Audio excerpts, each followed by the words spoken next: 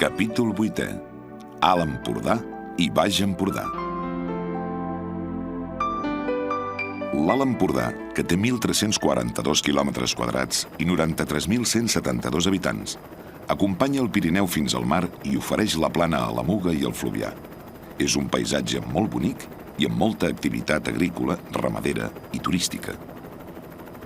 La comarca del Baix Empordà, amb 95.986 habitants i 700 quilòmetres quadrats, s'estén per la plana baixa del Ter, la Vall del Daro, la Costa Brava i el massís de les Gavarres.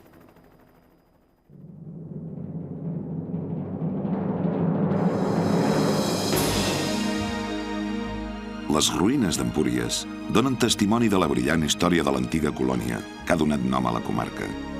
Aquí van coincidir els ibers indigets, els grecs de Focea, arribats cap al 600 abans de Crist, i els romans, que hi van desembarcar el 218 abans de Crist. La fusió de les tres poblacions va originar la pròspera ciutat que es convertiria en porta d'entrada de les influències llatines sota la mirada, des del segle V abans de Crist, de l'Esculapi trobat el 1929. La preeminència d'Empúries sobreviuria a l'imperi romà i en època visigòtica seria seu episcopal. L'Escala, antic barri de pescadors i terra natal de la novel·lista Víctor Català, és ara un important centre turístic que ha heretat del passat les seves apreciades anxoves.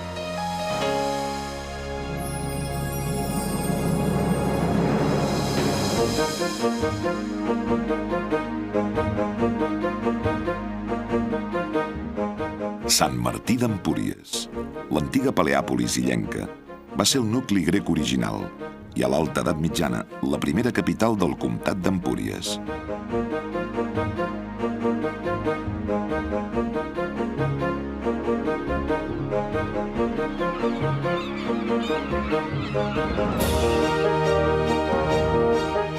El Parc Natural dels Aiguamolls de l'Empordà és, a més de refugi d'una gran quantitat d'aus migratòries, l'hàbitat permanent de moltes altres espècies animals i l'àmbit propi d'una vegetació molt variada. S'estén entre la desembocadura del Fluvià i la de la Muga, al marge esquerre de la qual es transforma de sobte en la urbanització d'Empúria Brava, construïda a partir del 1967.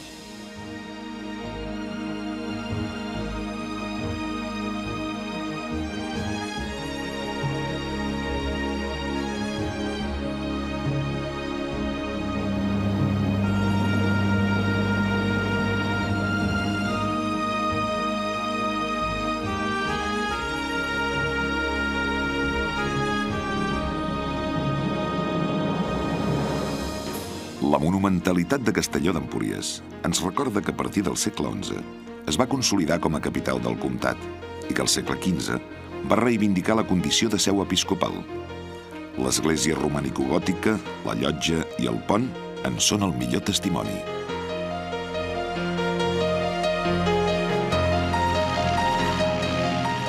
El Golf de Roses, port natural per excel·lència, ha estat sempre un punt de trobada entre l'interior i el mar. Prudenci Bertrana, a Proses bàrbares, deia des d'aquest paisatge: de lluny albireu els grans navilis refugiats a la badia de Roses i la franja de les verdoses aigües escumejants que limiten la plana. La bellesa del golf ha atret a partir dels anys 60 un creixement turístic desenfrenat que ha alterat el paisatge i el medi natural. Les noves construccions han envoltat la ciutadella que protegia la colònia grega de Rode, fundada pels rodis cap al segle VI abans de Crist, la importància de la qual va sobreviure a l'imperi romà i va ser heretada en part per l'abadia benedictina medieval. L'alt valor estratègic de l'indret va fer que al segle XVI s'hi aixequés una nova ciutadella, escenari d'episodis bèl·lics fins al segle XIX.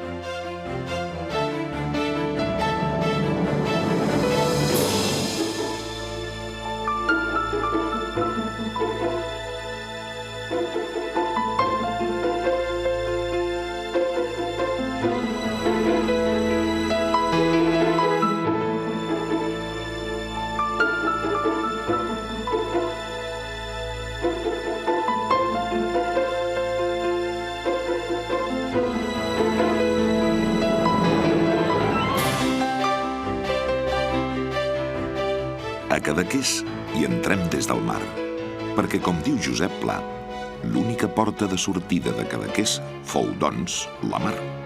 Per la mar li ha arribat tot, les penes i les glòries, els plans i la bona vida. Cadaqués és una illa. La seva història i la seva manera d'ésser només poden comprendre's considerant aquest país com una illa. Salvador Dalí va trobar refugi i inspiració a Portlligat. El mateix pintor el descriu així. Portlligat és un dels llocs més àrids, minerals i planetaris de la Terra. Els matins hi ofereixen una alegria salvatge i amarga, ferotgement analítica i estructural. Portlligat és una mena de llac. L'aigua està tan tranquil·la que reflecteix els drames del cel crepuscular. El Cap de Creus és el punt més oriental de la península Ibèrica.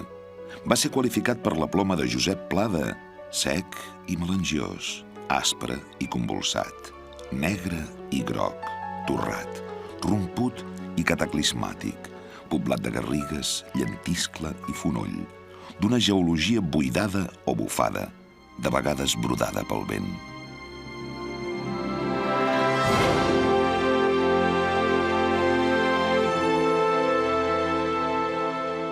El monestir benedictí de Sant Pere de Rodes és una de les joies del romànic català. S'hi barregen la història i la llegenda, que hi ha volgut veure el món salvat, suposada custòdia del Sant Grial.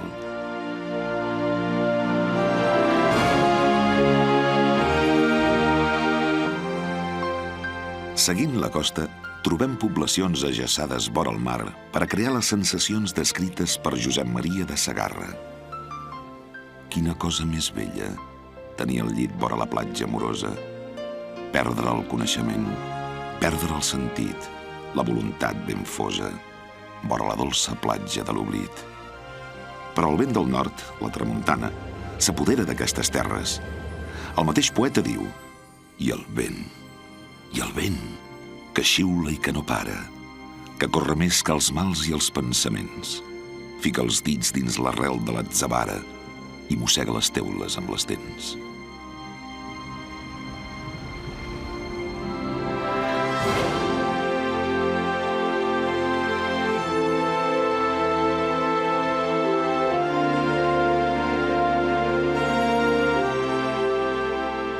Les activitats i els paisatges més tradicionals són prop del mar, en un seguit de pobles de caràcter estretament lligat a les restes megalítiques i a un romànic que assoleix la seva millor expressió al monestir de Sant Quirze de Colera, al peu dels boscos de roures i alzines de la Serra de l'Albera.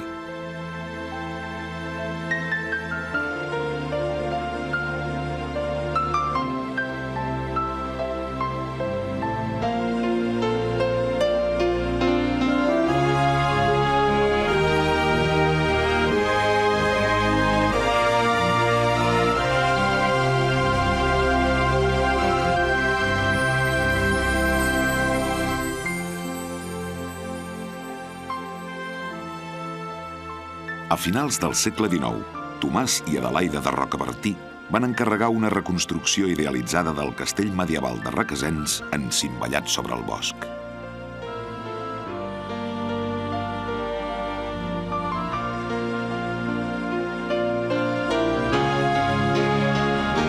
La Jonquera ha heretat el valor estratègic dels passos fronterers que queda ben reflectit al castell de Bellaguarda. Aquí, des del temps dels romans, hi han topat pobles i exèrcits en moments de guerra i s'hi han intercanviat cultures i béns en èpoques de pau.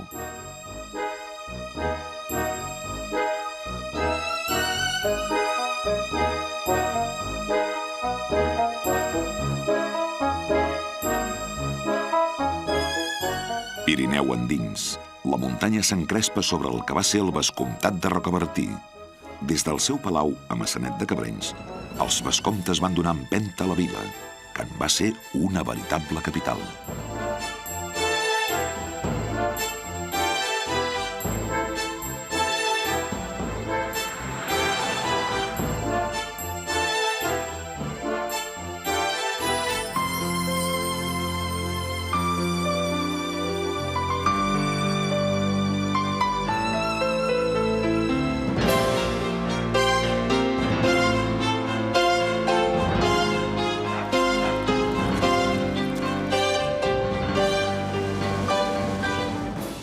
Baixant de la muntanya, la plana queda esquitxada d'esglésies romàniques, com la canònica de Lledó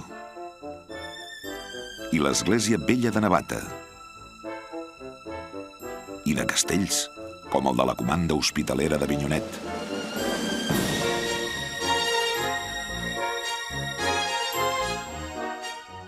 Figueres, afavorida per Jaume I per compensar el pes de Castelló d'Empúries i de Peralada, va mantenir la tensió amb aquestes dues poblacions fins que al segle XVIII les va depassar definitivament. Des d'aleshores, és la capital indiscutible de la comarca.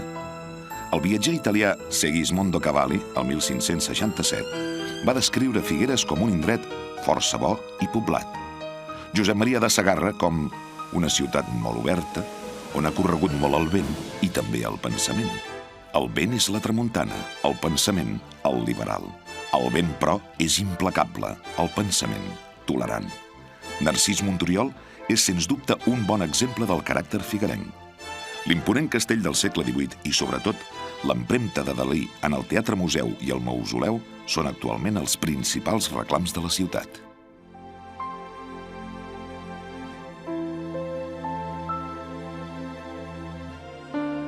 La Plana ha sabut capturar i combinar la bellesa del paisatge, la història i el romànic en la canònica de Vilabertran.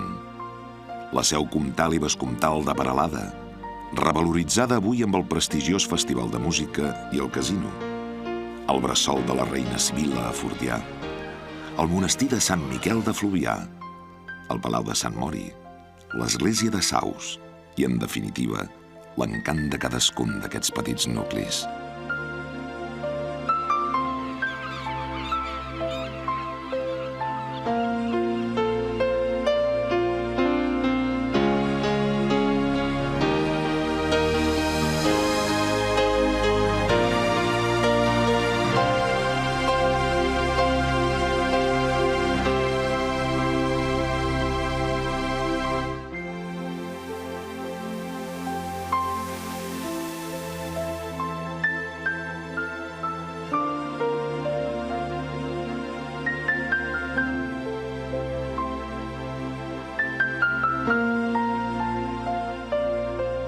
L'Alt Empordà és una de les regions naturals i històriques amb personalitat més marcada de tot Catalunya. Al llarg de la història, ha estat ocupada per moltes cultures diferents, i això es deixa sentir encara avui en la seva riquesa de matisos.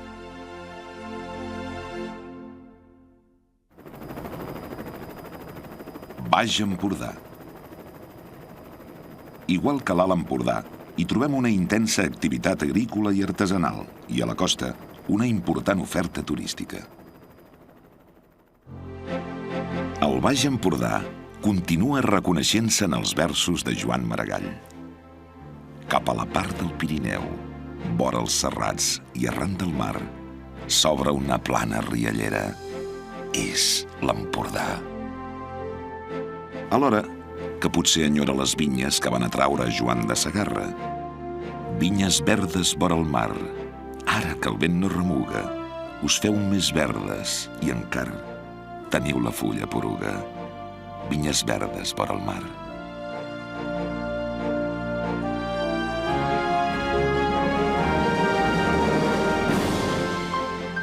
Els protagonistes de la comarca són la història i el paisatge.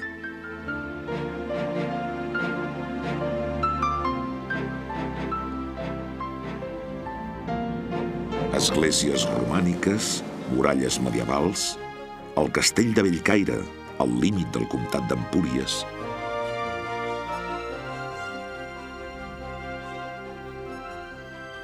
Tradicions com la processó de Verges i la seva dansa de la mort.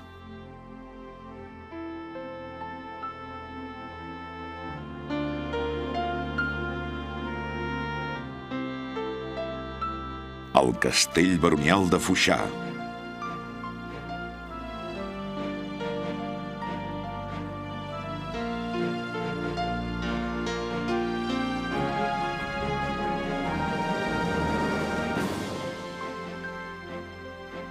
I el castell de Púbol, convertit en mausoleu de gala, esposa de Dalí.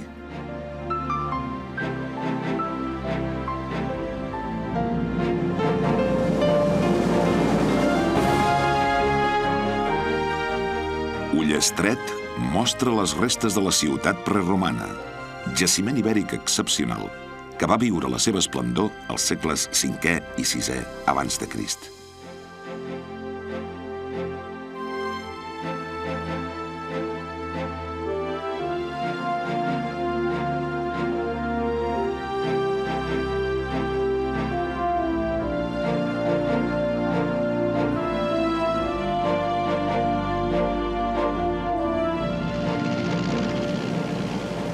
L'edat mitjana ha marcat el paisatge. S'han sabut conservar i optimitzar recursos patrimonials, com el singular conjunt de pedra tallada.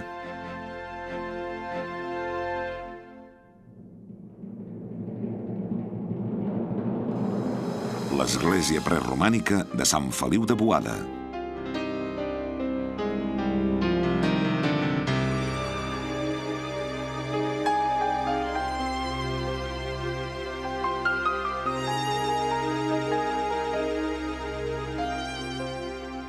El nucli turístic amb arrels medievals de Pals.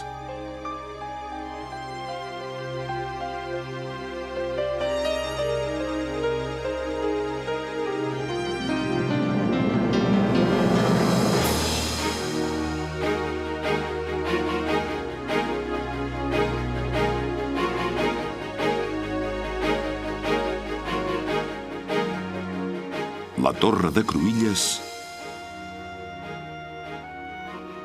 i el monestir romànic de Sant Miquel de Cruïlles.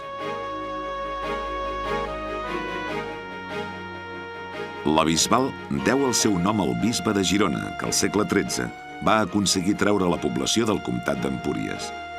De la seva capitalitat sobre l'entorn en dona prova el mercat, amb una vitalitat mantinguda a través de la indústria surera i, sobretot, de la ceràmica. El castell medieval i les voltes del segle XIX recorden la història d'aquesta vila que fa de pont entre l'interior i la costa.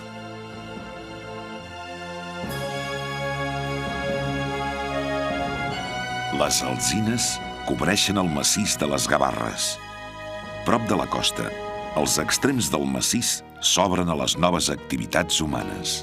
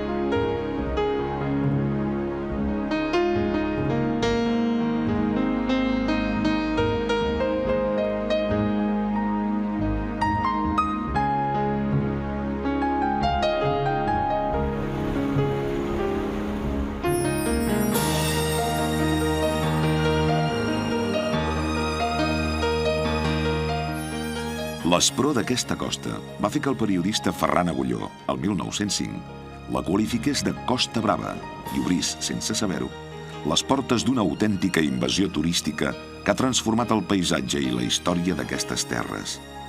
La Costa Brava ha preservat el monestir romànic de Sant Feliu, amb la Porta Ferrada, la continuïtat dels ports pesquers i comercials de Sant Feliu i de Palamós, el record del turisme pioner dels anys 20 i 30 a S'Agaró, la mirada tamorenca cap al mar de Torre Valentina, la mirada cap a l'interior del castell senyorial de Calonge, el record de la victòria de l'almirall Roger de Llúria sobre l'estol francès a les Illes Formigues el 1285, la identificació de Calella de Palafrugell amb les Havaneres i la memòria perenne dels artesans surers de Palafrugell.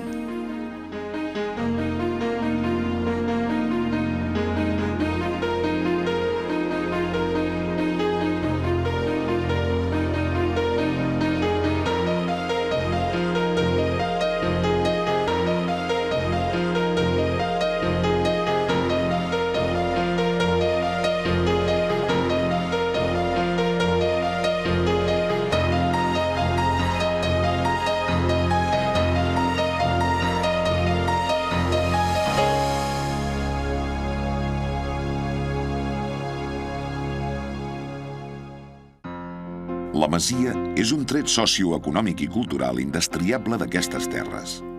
Josep Pla ho explica des del seu propi mas. Confesso que m'atrau la contemplació de les nostres velles masies. És sempre molt útil, normatiu i necessari meditar sobre les nostres arrels terrenals.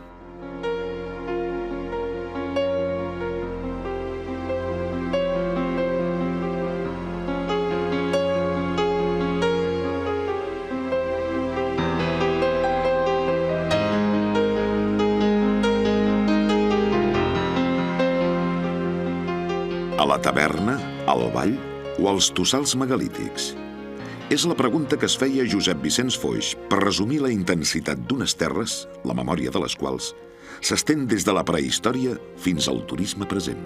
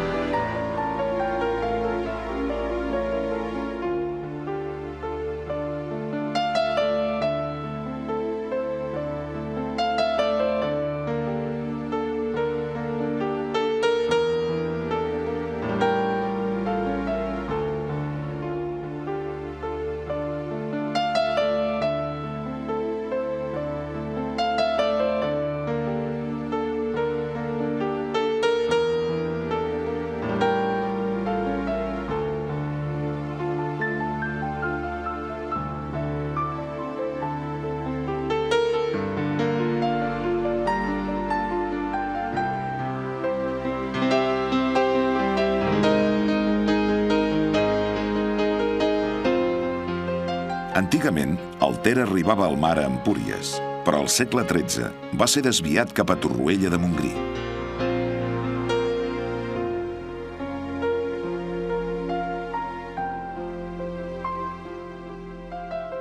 La pròspera vila sobre la qual, en entrar al segle XIV, Jaume II va fer edificar el castell de Montgrí per vigilar i atemorir, a l'altre costat de la muntanya, el comtat veí d'Empúries.